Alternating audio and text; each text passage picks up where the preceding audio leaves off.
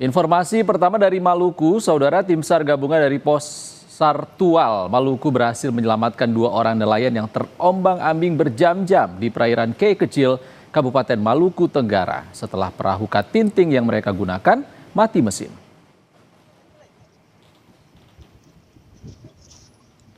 Perahu katinting berpenumpang 2 orang nelayan ini diketahui berangkat dari Pulau Kei Besar menuju Pulau Kei Kecil.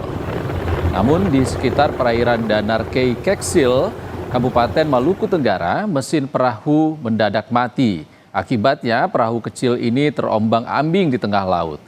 Tim SAR gabungan dari Pos SAR Tual bergerak cepat menuju lokasi. Setelah melakukan pencarian, tim berhasil menemukan kedua nelayan dalam keadaan selamat. Proses evakuasi pun dilakukan dengan aman dan kedua nelayan langsung diserahkan kepada pihak keluarga.